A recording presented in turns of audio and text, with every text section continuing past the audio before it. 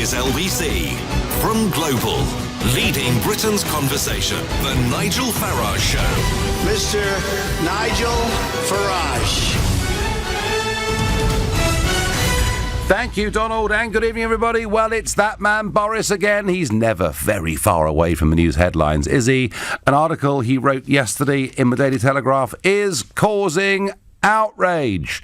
The irony is, the piece he wrote was suggesting that Denmark banning the burqa actually was taking things a little bit too far, that it wasn't really up to states to go as far as to dictate as to what people could and could not wear. But his personal view on the burqa was that women that wear it choose to go around looking like letterboxes or even bank robbers. So it's funny, isn't it?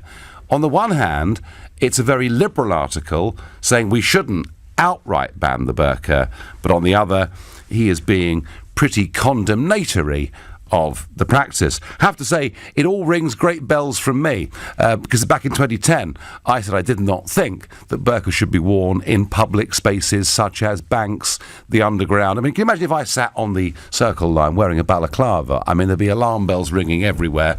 I'd be told to remove it. So, I'm used to huge furore and arguments over the burqa. But what was Boris doing here? I mean, was he, despite the fact he was trying to make a so-called liberal immigration argument? And don't forget, this is the man who has supported amnesties for illegal immigrants in London. But was he actually, in a sense, by saying that if you wear a burqa, you look like a letterbox, was he just giving a free opinion as to how he felt about it? Or was this a somewhat more naked bid for the leadership of the Tory party? Because I tell you what, you look at the national polling over the last couple of years, and whilst the polls vary, consistently over half the country as a whole supports a public burqa ban. And don't forget, this has been done in Belgium, it's been done in France, it's being done increasingly around European countries, Denmark being the latest to join this trend. But I wonder if you drilled it down to Conservative voters, it's probably nearer 65%.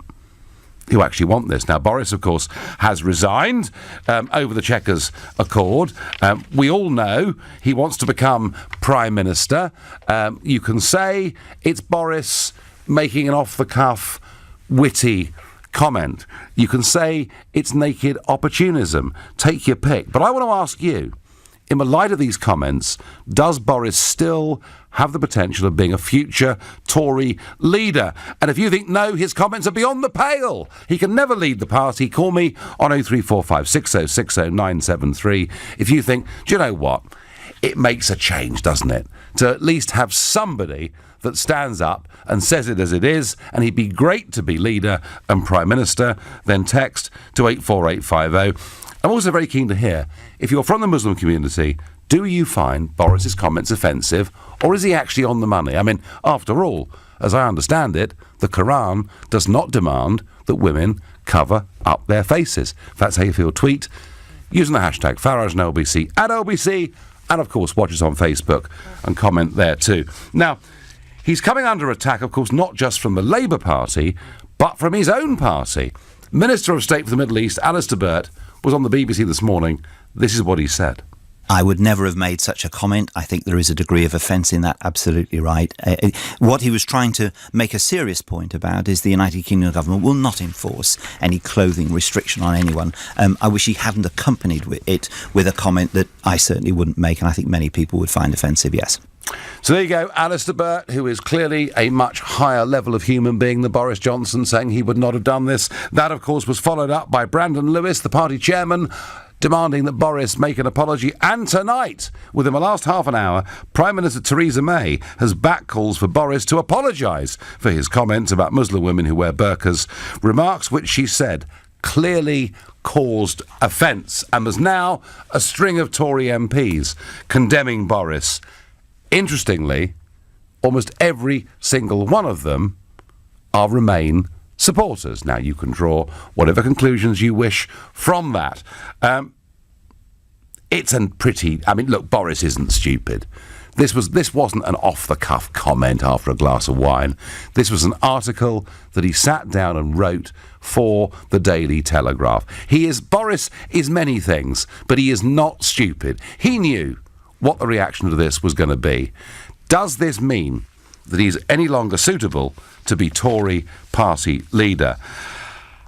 I have to tell you, folks, I think that given that the Conservative Party leader is chosen from amongst paid-up Tory party members, in my view, having made these comments, makes him more likely to become Tory party leader and not less, because people are pretty sick to death of a very politically correct Prime Minister who never, ever speaks out of turn on any single subject. Let me know what you think. Does Boris still, after these comments, have that potential? Let's go to Anthony in Staines and ask him.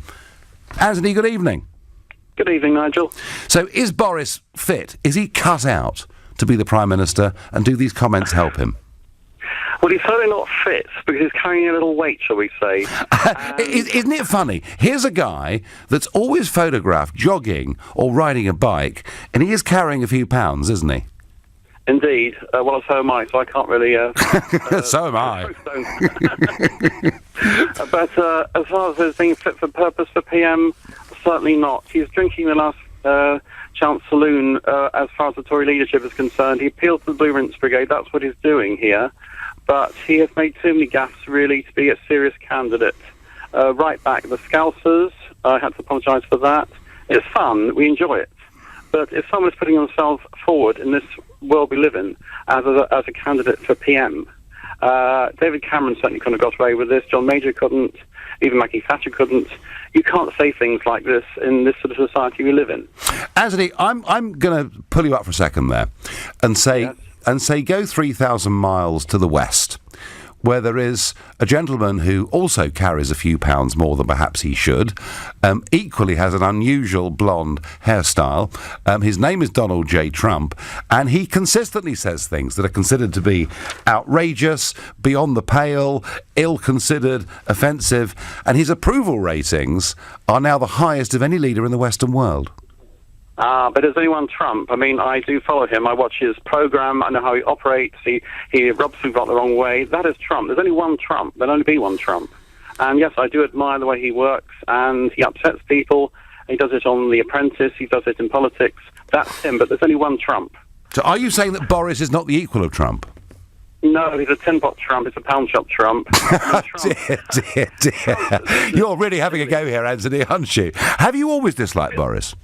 No, I don't dislike him. In fact, I've always advocated he should be in government. When May came in, I always said he should be in there, and I think he should be in there now, because I think he's twiddling around on the sidelines there, writing these silly things. He should be back there in government, following through this project, following through Brexit, and deliver that money for the NHS. That's what he is. He's listening. Get in there, Boris, and get back in government. And Anthony, if you are walking down Staines High Street with your shopping bag, and you see a couple of women walking up to you wearing the burqa, what do you think? Well, we don't see that. I don't think we see them in this country. I don't live in parts of London. It doesn't really scare me. It doesn't alarm me. It can be a little intimidating. People aren't used to it. But we do have a very high Muslim population here now. And the headdress doesn't bother me. In fact, I think it's a rather good idea in this weather. In fact, I wish a lot of men would wear the burqa. No, come on. No, Anthony, really, you're not being serious here.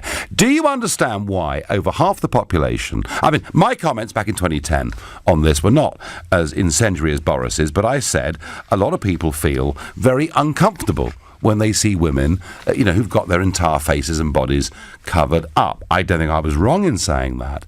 Do you understand why, Anthony, over half the population want this practice banned? Oh, yes, indeed, I do. But because I've studied Islam, I've studied Arabic, I understand the culture. My family is not Arabic, but from sort of south of Spain. And so, that Moorish culture, I quite like that Moorish, that culture, the Islamic culture. I don't identify... But wearing the burqa is actually a relatively new thing, isn't it? Well, yes, because all religions, Christianity, the extremist Christianity, it is a movement, it is a fundamentalism across the religions. In Judaism, the younger Jewish community is more radical. This is a movement across the religions, and it's very hard to stop, really. It's the momentum that's there. It's the only growing past religion. Anthony, in finishing, Boris's chances in 0 to 10 of now becoming Prime Minister? Well, you never know with Boris, so it's anything. I would say 7.5. OK, all right, thank you very much indeed. Let's go to Graham and Hay on Wye. Graham, good evening. Hello, Nigel. Good to talk to you again. So, did Boris do this having thought it through, and does it increase his chances amongst Tory paid-up party members? I think yes and yes. The man is no fool, although he sometimes comes across as a bumbling fool. He's a very careful, clever, calculating man.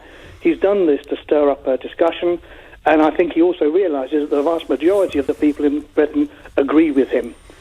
Yes, it is insulting, and I know there are calls for him to apologise, and it's offensive, I guess, to the Muslim community. But hey-ho, it's not a crime to be offensive. What about the offence that is caused to the British people and me when I see these ladies or women walking around dressed like that, giving a very clear sign to me that they've got no intention whatsoever of integrating into our society and adopting and embracing our culture and customs. Yeah, and Graham, 100 years ago, this very year, that women, for the first time, had the vote in this country, and yet I think there are many, Graham, like you, that see this as a retrograde step. Do you think, given, Graham, that not just the party chairman, Brandon Lewis, but now the Prime Minister have demanded an apology, what will Boris do? Sea trail still, aren't they? They haven't realised the new thing that's happening in the UK. Once again, like you said earlier, I think Boris is taking a leaf out of Trump's book. I think he'll get away with this because people will find it refreshing. So what do you? So will Boris? UKIP as well. Will Boris now double down? Will Boris do a Trump and double down, or will he back off and apologise? Well, that's a good question because he has backed off before. Well, I'm asking you that question, Graham. Come on. I hope he doesn't. I really hope he doesn't. I hope he stands firm. Okay. And I think it's greatly increased his chances of becoming the next Prime Minister. Graham, I agree with you. Thank you. You're listening to the Nigel Farage Show, exclusively on LBC. It is now 16 minutes past 7. Whilst on the one hand, Boris Johnson was saying he didn't think a total burqa ban was the right thing to do in this country, as the Danes are just about to do, he did also say that women walking around wearing the burqa look like letterboxes or bank robbers. It's caused uproar within his own party, including all the way up to Theresa May, who's demanding that he apologises. Thus far, he hasn't done so. In the past, Boris has regularly apologised for things he's said and done. Will he in this case, or does him coming out as critical as he has of the burqa within our society actually make him more likely or less likely to become our next Prime Minister? Folks, I think it makes him more likely. Look, if over half the country consistently in opinion polls want a burqa ban, imagine if you broke that down to Conservative voters. My guess is that would put you up into the mid 60%. It could, I don't know, but my guess is it would. It could be even higher than that. I think this makes him more likely to win the Tory leadership if there's a contest, because most Tory members have had enough of politically correct rubbish. Tell me I'm wrong. Tell me this makes Boris less likely. Tell me this makes Boris wholly unsuitable. You can do so on 0345 6060 973. And on Facebook, Sam says, anyone wearing one while driving is wrong to wear them. They're too restrictive. I'd never thought of that. Steve says, Boris is a total embarrassment to society. Andrea says, Boris couldn't lead a donkey. Gina says, Boris is correct, though. He is leaning toward what the rest of us believe. Gina, I think you're on the money. I really, really do. Leonard says the worst thing he can do is apologise. Otherwise, it will shut down the debate totally. Well, Leonard, I'm watching this, as we all will, over the next 48 hours to see whether he will apologise. He apologised for comments about Liverpool. He's apologised. In fact, he's actually spent most of his career going around apologising for things that he's said and done. My guess is Boris doesn't apologise. My guess is Boris doubles down. My guess is Boris goes full Trump. Phil in Hastings says Boris should be leader of UKIP. Thanks for that, Phil. Let's go to Kevin, a new caller to my show from Slough in Berkshire. Good evening, Kevin. Good evening, Nigel. I've got to say, this is like that bit in Wayne's World where they met Alice Cooper, you know. Very good. So, is Boris, has he put himself closer to being Prime Minister, Kevin? Well, the problem is, I was saying to your screener, it's the internal party structure. How does he get that? He's hated in the Tory party, from what I can understand. You know, I follow politics. Michael Portillo, who probably agrees with him on the EU and how to leave the EU, hates the guy and doesn't want him to be leader. There is a gridlock of internal party politics on the Labour side and the Tory side, and it is holding two completely dysfunctional leaders in place at the moment. Isn't the truth of it, Kevin, that Boris actually is enormously popular amongst the Tory grassroots, but not popular amongst the parliamentary party? Absolutely. And how, I mean, I don't exactly know how their internal, the Tory party internal leadership vote works, but I know he's got to get a certain amount of well, the way that it works, Kevin, is go forward. The way that it works is if the Prime Minister is removed or resigns, there is a contest that takes place between Conservative members of Parliament. There are 316 of them, I think, at last count, and they will then pick a short list of two. That short list of two will get put to the paid-up Tory party members in the country who will make that decision. And Kevin, you know, my thesis here is that 2/3 of them will actually support these comments. Nigel, do you not think that... I agree with you, I agree. I don't think, you know, we need a Trump in this country because we've got the same problems that America has, and we just need someone to tell it like it is, you know, in language that people understand. The problem with the Tory party is that I don't know, you know, what percentage you want to put on it, but a large number of their MPs joined the Tory party over the Lib Dems because they wanted a ministerial career. That is the situation in the Tory party. People like Soubry, I can't remember the guy's name. There's another. I mean, the Chancellor. There are another. Philip Hammond, his name is. I mean, do you know something, Kevin? You can't name the Chancellor, and yet you're an LBC listener. I promise you, if we put Philip Hammond in a lineup in Newcastle, no one could pick him out. I mean, that is how characterless our politicians have become. Which is why, Kevin, Boris, for all his trip-ups and all his mistakes, he's at least a personality, isn't he? Absolutely. I mean, I agree. He would win. I mean, this whole project was his to oversee, and it's thanks to Michael Gove that he didn't get the chance. But, you know, I think he would rally the Brexit side of the argument in this country, win over the middle ground, and I think he would win an election. But he's got to get through the Tory party first. Yeah. Kevin, I'm going to ask you very quickly, make a prediction. Does Boris Johnson do a Trump, double down, back his comments, or does he apologise and walk away tail between the legs? I think he's testing the water, and I think he'll double down. OK, very good. Kevin, thank you for your call. Call again, please, at some point in the future. Jay from East London says, women in burqas don't worry me at all. Boris the buffoon does. But I also get Boris for PM. The sooner, the better. Nigel, the wearing of a burqa is cultural. Some Muslim men insist their wives wear it to stop other men lusting after them. Alan, OK.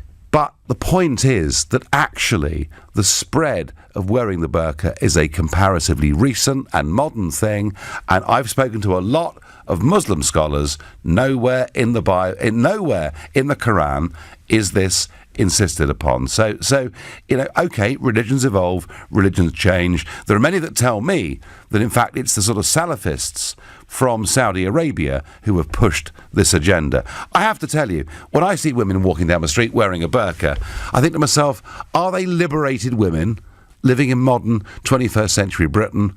My only conclusion is no. And yet, as UKIP leader, when I talked about this stuff, I was put on endless BBC interviews with burqa-wearing women who were telling me live on air how liberated they felt. I don't believe a word of it, but that's me. What does Ian in Acton think? Ian, good evening. Good evening. Yeah, I do agree with you. I do think that Boris Johnson was more likely to get elected because of his comments. Yep. But I don't think that's a good thing. I think you've been portraying that as a good thing, you know, kind of doubling down, you know, standing by your ignorant comments. Ian, I haven't actually said that I approve of it. I'm just trying to predict where we go from here. You know, it may be the summer recess, Ian, but Mrs. May is extremely vulnerable on a whole number of levels. So, yeah, I'm not eulogising about Boris's comments, because I find him, Ian, to be honest with you, wholly inconsistent. How can you, on the one hand, use the expressions he's used about the burqa, and yet on the other, talk about, you know, complete amnesties for illegal immigrants? So, you know, politically, I find Boris pretty inconsistent. Well, he might be inconsistent, but I would take it to task. It does sound a bit like you were eulogising him along with Donald Trump. Donald Trump, firstly, he has been incredibly inconsistent. It's one of his key characteristics. He's constantly been reversing his decisions and his policies. But this is not. I'm not sure I agree. I'm not sure I agree with that, Ian. Shouldn't be. The point is, we shouldn't be eulogising or glorifying people's bigoted comments. What we should be doing is singling these people out and acknowledging them for what they are. They're bigoted, they're racist, and they're not fit for this country. So, Ian, should we defend our Judeo-Christian culture? Should we defend the fact that 100 years ago, for the first time, women got the vote, and after 1929, all women got the vote? Should we defend the great social liberal advances that we've made, or should we be content that within sections of society they maybe are being reversed? Well, it depends how you look at the world. If you think that women dressing less and less makes you more liberal, then you really have to reevaluate what you want from society. I wasn't arguing here for Love Island or anything like that, you know, although I rather like Hayley Hughes, who I've met a few times from Love Island. I'm arguing, Ian, that actually perhaps within sections of the Muslim community in Britain, women in those communities don't enjoy the same rights as others. But how can you make that assessment without having evidence for that? I don't know what you're basing it on. You see, the thing is, I've seen firsthand. I've seen firsthand quite a bit of evidence in terms of voting and other things that suggest to me that women within those communities may not be as free as others. Now, look, I could be wrong in my interpretation, but Ian, when you see, living in Acton, when you see women walking down the street wearing the burqa, how do you feel about it? I feel, thank God, that these actually people still, despite all of the hate, despite all of the bigotry on the mainstream news, in the mainstream press, in society, despite that, they're still holding on to what they believe, which apparently is what you like, but not when it comes to Muslim women. People want women. So do you believe, Ian? Let me finish. Now, Ian, do you believe it's their choice? I would much rather see someone dressed in a burqa than see someone not even half naked anymore. This summer heatwave has witnessed women practically walking naked. The question is why? Why do women feel they have to dress less than men? That's my question to you, Nigel. If you can answer that question, I'll agree with you about the burqa. Well, I'm not sure I agree with you, actually, Ian, because my experience of the heatwave, it's the men who are walking around wearing a pair of shorts or trunks and nothing else at all. Look, Ian, what I'm saying to you is, I do not believe... Again, I could be wrong. Challenge me, anybody. I do not believe that these women that are wearing the burqa are doing so of their own free will and choice. I believe they're being forced to do it. Yes, but you're arguing that from a point of ignorance. Do you understand that point or not? Well, Ian, I have spent quite a lot of time studying the subject over many long years, and I am absolutely of the belief that the vast majority of women that cover up their faces and their bodies in this way are forced to do so, and I've seen plenty of evidence to suggest it. But hey, Ian, back to the question. You agree with me, it increases Boris's chances, but you see it as a negative retrograde step, yeah? Well, yeah, I don't think we should enjoy bigotry. And the point about Judeo-Christian values, remember that this wasn't always a Judeo-Christian country, and it's now becoming less of a Judeo-Christian country. It's now becoming more of a Muslim country. More than the vast majority of the people in London are no longer white Judeo. And is that a good thing, Ian? Heritage. Sorry? Is that a good thing? Do you think it's a bad thing? I think we must stand up and defend who we are. We are a Judeo-Christian country, and we should be tolerant religiously of all sorts of people. Nigel, your ancestors, when they were in Britain, let's say your ancestors were in Britain before Prophet Jesus started his missions.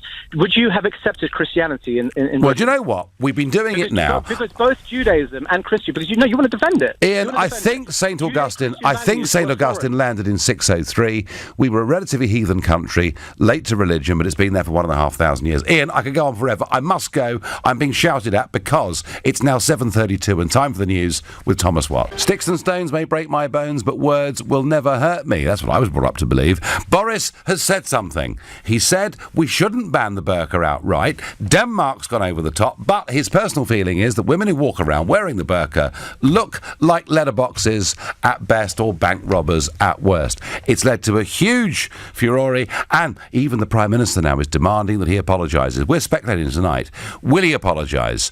And if he doesn't apologise, does it make his chances of becoming Prime Minister greater or lesser? I think greater, because I think amongst Conservative paid-up party members, they're rather going to agree with him. But talking of that, they're just words. What about actions? Well, I am absolutely appalled the way in which vandals attacked the family home of Conservative Member of Parliament Jacob Rees-Mogg. It happened overnight on the 1st of August at his mansion in West Hartree, Somerset. That's where the Rees-Moggs live, but they were away on holiday in the USA. Police say graffiti was sprayed on a building and on a car, and that damage was caused to the garden. According to a report in the Mail Online, the words "posh scum" were written on the windows of the house. This is absolutely disgusting behaviour. And I have been in touch with Boris and with Jacob, and I have commiserated with him. It's really, really horrible stuff, you know, and I speak as someone who knows something about this kind of behaviour. But equally, that's the left behaving in the most disgusting way. But what about this? UKIP has suspended 3 party members following an incident at a left-wing bookshop. Police were called to Bookmarks in Bloomsbury, central London on Saturday after a protest. A statement on the shop's Facebook page said around a dozen mask-wearing fascists, their word, attempted to intimidate staff and customers and to destroy books and other materials. In a statement, UKIP party chairman Tony McIntyre said 3 members have been suspended pending an investigation. There have been no arrests, there were no reports of injuries, but members of UKIP, including one, a member of UKIP's national executive, going into bookstores trying to ban books. There are some very, very horrid historical precedents for that kind of behaviour, and I never thought I'd say this, but going back to the 1930s, and I tell you what, I hope UKIP act and throw these people out of the party. We are all entitled to have an opinion. We are all entitled to protest. We're not entitled to attack people's family homes. We're not entitled to go into a business that happens to be selling publications that we don't approve of. Either we believe in our rights of free speech in a democratic country, or we don't. And you know something? My views on many things are very clearly established and very firm. But any one of you out there can come on and ring 0345 6060 973 and disagree with me. And I promise you, you will get a polite hearing all the while you're polite to me, because I believe that is the essence of proper democratic debate. That is what our forebears fought in 2 world wars so that we should be free to do. Right, back to the subject.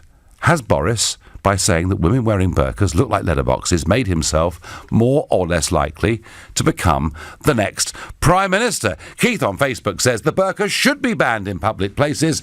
Boris would be a good Prime Minister. Gary says if it's not offensive for bikers to have to remove their helmets in a petrol station or a store, why does the offence not work both ways? Gary, I get it. Joy says, I don't think Boris is going to be PM, as the leftists will have a great big target full of juicy gaffes to exploit. Joy, that's what every Democrat said when Trump managed to get through the series of primaries. You know, the fact that your opponents may rejoice at things you say and get wrong, that's not what matters here. What matters is those that might potentially support you. Let's go to Alice in Cobham. Alice, good evening to you. Hello, Nigel. I spoke to you before. And I remember. So has Boris got this right or not? Yes, he has, absolutely. Has he? I'm just sick of this country not standing up for what we think is what we want in this country. Because, you know, let's be fair, as a Western woman, if we went to Muslim countries, we'd respect their way of carrying on. I couldn't walk around as a normal Western woman like I do here in their country, and I would be fearful of dressing the way I dress here. And also, I find it really threatening to walk past these women like this. I don't know if they're women or not. So why should they walk around like that? And I agree with you also that most of them, the majority of them, are forced to wear that because. Well, that's Alice. That's my belief, and yet, as I say, when I was UKIP party leader, a number of people were produced by the BBC saying it was their own free choice. Do you not think, Alice, it's maybe slightly offensive to say they look like letterboxes? No, because like you said, sticks and stones, we are afraid now to say anything without upsetting other people in our causing country. offence, Alice. That's what it's called. Causing offence, exactly. Yeah. It's crazy. We can't say anything. It's so PC with everything. And I just feel that I want more people who are born in this country to stand up for our rights. Well, Alice, what we want. Alice, hang on. Yeah. It may well be that there are many women wearing the burqa who were born in this country, and that the caller I had before the break, who said, London particularly is no longer a Christian city because of the number of Muslim population. Maybe, Alice, a fundamental change has taken place. Well, I'm sorry, that really upsets me because that's what I'm saying. People are afraid to actually say we are a Christian country first and foremost. Yep. We do accept other people's religions, and we accept a lot of people. Unlike other countries, we couldn't go there and build a church, for instance, in the middle of anywhere. But they can come here and build mosques everywhere. They seem to think that they can take over this country completely. And I, for one, will stand up for this country. I'm sick of it. I really am sick Are of we it. heading, Alice, for a very big cultural clash on this? Yeah, I think we possibly are. And and maybe Boris has seen that. So, Alice, you think Boris now could become PM, yeah? I hope he does. Yeah, he does make a lot of hiccups here and there. Well, you could say that, yeah, obviously. Yeah, but let's face it, Nigel, most of them do. We haven't got a lot of choice. I would like you as Prime Minister, to be fair. Well, that's very sweet of you, Alice, but that's not going to happen in a hurry. Listen, Alice, thank you. Going to move on. Stephen on Twitter says, Boris is finished. He should retire ASAP. The longer we allow people not to integrate in this country, the worse our problems will be, says Steve from Sutton. Let's ask James, a new caller from Barnet, how he feels about this. James, good evening. Hi there, Nigel. How are you doing? I'm doing well. So, when Boris made these comments, I mean, was he being sincere, or was it a naked bid for the Tory leadership? Well, I think it's a bit of both, and really I had 2 points that I wanted to make with you, Nigel. Sure. I think the first one is that Boris has a connection with both the Tory base and, I suppose, the electorate as a whole that I think most politicians don't. I mean, I think you do yourself, and I think maybe someone like Jacob Rees-Mogg does, but I think most politicians are struggling to really get a connection with the electorate. And I think in making these comments, Boris is, I suppose, trying to engineer maybe publicity, or, I don't know, outrage is perhaps the wrong term, but some kind of a reaction, because I think for him finding support within the Parliamentary Conservative Party is going to prove difficult. Yes. But I think it's a little bit, I'm not sure it's quite Trumpian is the word, but it's a little bit like a Trump tweet edited by an Aldertonian, if you will. Very good. Okay, your second point, James. But I think the second point, I think the important thing that's been lost here, perhaps in maybe it is a bit of a Trumpish way to phrase it, is that Boris very clearly said he wouldn't be in favour of banning the niqab. He also correctly says that there is nothing in the Quran that imposes the wearing of the niqab. And I think it's important to say that he's against banning things, which I think is right. I think part of Western and British values are that we don't impose our way of life upon anyone. But equally, I don't feel that the niqab necessarily has a place in modern Britain. And I think in saying that, and in saying that the niqab is really a divisive form of dress. but that I wouldn't ban it. I just think it's. Well, I just disagree with it. Do you know what, James? That's pretty much my position. That's pretty much my position. I wouldn't force people, and say what they can and can't wear walking down Bromley High Street, but I do think in banks and on the London Underground we should all adhere to the same standards. I'm actually very much with Boris on this. I might not have used the same colourful language. James, lastly, is Boris, after what he's said, and if he doesn't back down, is he closer to becoming Prime Minister? Well, I don't think he should back down, and I think again there's a lot of conjecture about whether he has or hasn't met with Steve Bannon and some of the. This is just ridiculous nonsense. I mean, all right, he speaks a bit to Steve Bannon. The idea this is some Bannon put-up job, James, believe me, is for the birds. No, I'm not suggesting it's a put-up job or even, in fact, something negative. But I think if we've learnt one thing from the Donald Trump campaign, it's that it's important to double down. You fair enough, you make these tweets, and some of them, I think, as always with Trump, there's an undercurrent of truth and reasonableness into what he's saying, and perhaps it's put in an explosive, headline-grabbing way. But the important thing is don't double down, and I think Boris is going to take that tactic. Whether it puts him any closer to becoming... We'll have to see. James, PM, I'm not sure. I thank you for your call. You're listening to the Nigel Farage Show, exclusively on LBC. It's now 7:47. Mrs May is not pleased. Not only did Boris Johnson resign as Foreign Secretary in the wake of Chequers, but following his article in the Daily Telegraph in which he said women who wear the burqa look like letterboxes at best and bank robbers at worst, she has now responded publicly.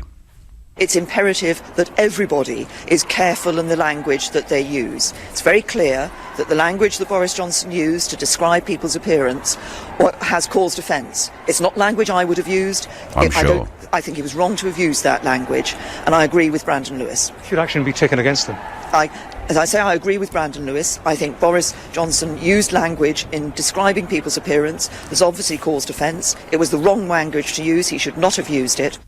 There we go. There's our leader. There's our Prime Minister, as ever, saying we ought to be careful and cautious. And the one thing you can say about Theresa May is she's always careful and cautious, as Mr Barnier knows very well indeed. So what is Boris going to do?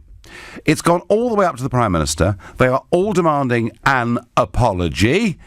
Is he going to apologise, or is he going to double down? In the past, Boris has very often thought to himself, gosh, this trouble I've caused, I'm going to have to apologise for it. He's apologised regularly for things. My guess is that in this case, he won't. I think Boris, and you can think many things about Boris, he is not stupid. He sat down at home and wrote this article on a Sunday afternoon for the Daily Telegraph. He knew what he was saying. He would have been able to predict what the response was, and he knows that probably about 2/3 of Tory party members will agree with those comments. Sandra on Facebook says, I don't rate Boris as PM, but he's right on burqas. Peter in Lancashire says, they're going on about being offended by Boris, but I find it offensive when I see a woman wearing a burqa. Well, Peter, do you know something? A lot of people feel very uncomfortable indeed when they see people wearing a burqa walking down the street. And if that makes some of you mad to listen to it, I'm sorry, but it is simply true. Alan is calling from Aberdeen. Alan, good evening. Hi, Nigel. Thanks for taking the call. Not one bit. So, is Boris... I mean, it doesn't look very pretty, I know, but is he in the right direction? I think he is, but I don't think he'll be PM. To be honest, I'd sooner Rees Moggs myself. But Alan, are you a Tory party member? I'm not an actual member, but I am a Tory supporter, yeah. Okay, so, but you haven't got a vote, but people like you do have a vote. Do you think amongst people like you, this makes him more likely to become PM or less likely? I don't think it'll swing either way, because you have to look at everything with Boris. He's a bumbling idiot at the best of times. No, come on. Isn't this all a bit of an act with Boris? Yes, it is. However, you've got to bear in mind with Boris, I agree that there should be the burqa should be banned in the UK, and to be honest, all my Muslim friends actually say a lot worse about that thing than Boris or me or you. Let's just put it that way. I think he is clever, but bear in mind, wasn't so long ago. He was basically in Tehran, grovelling to the Iranians, going against President Trump and his stance. Alan, that is a whole massive debate coming over the next weeks and months. If Trump is going to ban, does not want America to do business with anyone dealing with Iran, that's a whole separate debate. But Alan, Boris the buffoon, did he today become a bit closer to becoming the PM? No. Okay, all right, thank you. Got to move on. Arif is calling from Chelsea. Good evening. Good evening. How are you, Nigel? I am very well indeed, thank you. So, has Boris offended the Muslim community in saying this? Well, I mean, obviously, there are parts of it. I'm sure the MCB and MEND and all those, Muslim groups will be on his back immediately after, I think, MCB issued a statement. The Muslim Council of Britain, yeah. Yeah, so, but one thing I'd like to disagree with, I'm Muslim myself, and I was ex-chairman of St. Stephen's School, which you know very well about. Yep. It's not that women are being forced at a sort of adult age to take this. I think most of them are probably, being programmed from a very young age. Yeah, I've seen pictures of the East End of London of girls aged sort of 5 going to primary school wearing burqas. Numerous times. Yeah. So St. Stephen's School is the one, is the school, we're number one ranked school in the country. Yeah. And we had girls at 4, 5, 6 coming to our school wearing, which is actually dangerous because we banned it for under 8. Because, we went to the sort of lengths of taking the cords off the blinds so they don't get caught up in it. So Arif, you banned it because you thought that the girls should reach an age when they can make their own decisions? Well, no, I mean, that was my sort of personal thing, but actually, if that was the case, we'd have banned it all the way through to 11. We'd only did it till key stage 1, which is 8 years of age. Yeah. Because keeping the community sensitivities sort of, in mind. Because it's actually, frankly, dangerous, because the classroom teachers couldn't actually run around, in the playground, chasing them when they've got this dangling clock around. And did you meet very, were there very angry parents when you asked? Absolutely. I mean, MEND and MCB, sort of got the whole nation against us. And, so I ended up resigning as a result. Wow. So, in a sense, does Boris have a point? Absolutely. In a Western democracy, it's you need to be able to look at people when you talk to them and stuff, right? Well, I agree with that completely. I mean, how on earth can you teach a class of kids? I mean, I agree with all of that. And yet, I'm being told by some people, Arif, that this is, a religious freedom of expression and that we should respect it.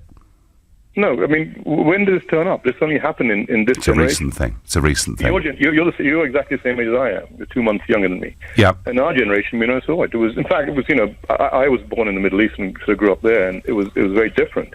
There were a few people. I mean, I was in Dubai just, a couple months back, and there were no girls at 10, 12, 8 wearing a hijab. There was only people about 14, 15. And am I right, Arif, in saying that it was the Salafists backed by Saudi Arabia that really pushed this agenda? The Wahhabi Salafist spread of Islam across the globe. Yeah. So it spreads right across. So has Boris put himself nearer to becoming Prime Minister, Arif? You get him on the short list, he'll win. Okay, very good. Very good, thank you. And my last caller tonight on this subject is Rob, a new caller from Greenwich. Good evening. Good evening, Nigel. How are you keeping? I'm keeping well. I'm watching Boris with great fascination. I think he's improved his chances. Others disagree. Well, he may have improved his chances, but it depends on the audience he's trying to aim this at. You yourself, Nigel, you said that you believe the women wearing the niqab and wearing burqas have been impressed into wearing them. Yes. There's a good potential they have been, as you said yourself. Well, this kind of language, this is just going to green light further abuse in the street. This is going to double the oppression, surely. If you think maybe the women wearing burqas have been... maybe they've been oppressed. Well, perhaps they have, but do you not think that a former head of state using this, or a former very senior member of the cabinet using this kind of language is going to encourage more oppression from people just shouting, you're wearing a letterbox, you look like a letterbox, you look like a bank robber. How are they going to feel? That's double the oppression. Well, maybe, Rob, they feel very depressed and down that they're being forced to do this in the first place. Well, we're going to increase it by doing this. We're going to increase... So what do we do? Rob? Do we just run away from the issue and pretend it's not happening? Talk sensibly about it, Nigel. Okay. So do you think the words Boris used were wrong? They're absolutely wrong. He knows they're wrong. He chooses childish language to speak to people like that. That's his choice of language. But he did it. He did it, Rob. Much better language to use. He did it, Rob, did he not, for political reasons? You bank robber. Yeah. Yeah. How's that going to sound going across the street? You letterbox. Yeah. He's green-lighting it. He should know better. He should set a much better example. Rob, I've got to go. I thank you. Rob says Boris should know better. I contend Boris knew exactly what he was doing. You're listening to The Nigel Farage Show. I'll be back tomorrow night at 7. At 10 this evening, it's Ian Collins.